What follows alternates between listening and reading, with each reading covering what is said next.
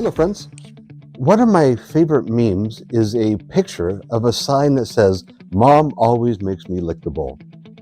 That sign on a counter in a kitchen is absolutely adorable. But you take that same sign and you put it on the back of a toilet seat, CPS will get called on you. Context is absolutely critical. So this last Sunday, as we began this new sermon series, Connecting the Dots and Finding Meaning in the Chaos, we took a look at Ecclesiastes chapter 3. And if you remember, Solomon in Ecclesiastes chapter 3 said, everything under the sun, or everything under the heavens, depending on your translation, it's meaningless. Life is meaningless, is what it appears Solomon is saying. And as we talked about on Sunday, we asked the question, does Solomon believe that life is actually meaningless, or are we missing something?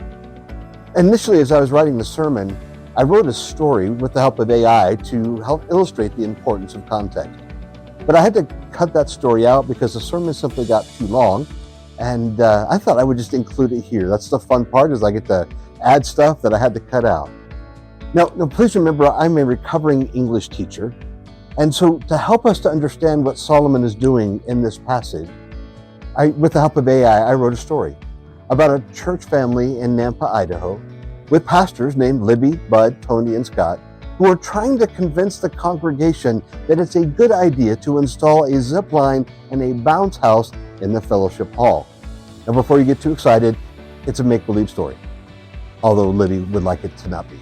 First, I want you to notice that in this story, it's full of well-known idioms, like barrels of monkeys, phrases that we are familiar with.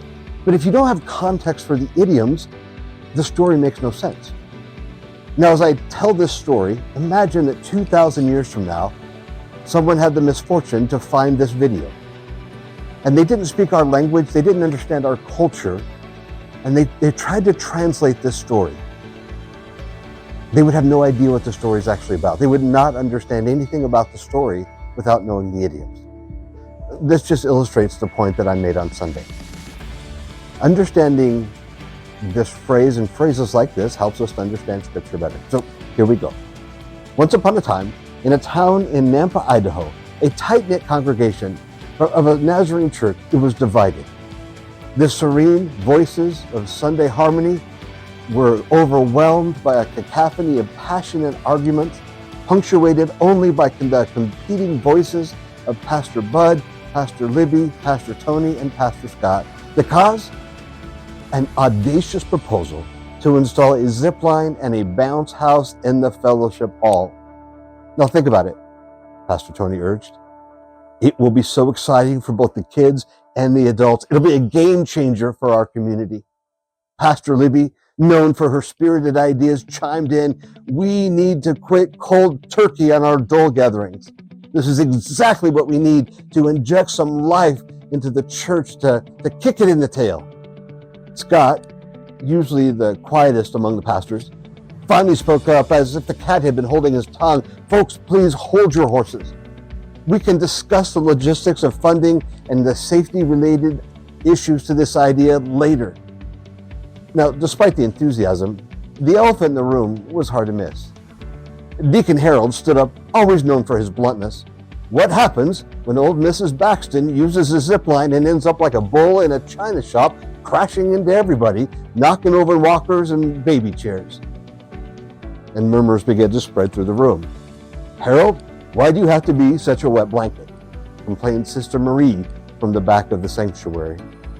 Pastor Bud, who'd clearly gotten up on the wrong side of the bed, snapped back, showing his uncharacteristic impatience. "Marie, we need to address all of the concerns, no matter how wild they are or how stupid they are." Just as the congregation started to settle down, young Mike, still wet behind the ears, as a new member of the church, he stood up and said nervously, "This idea has more holes than Swiss cheese. A bounce house? What's next, a catapult in the parking lot?" Libby laughed. "Mike, hold a dramatic thought for a skit for our next meeting for our Joy Ministry. For now, let's not jump to conclusions, and let's address the hot potato in the room." As the members progressed over several days, arguments continued, and so did the brainstorming.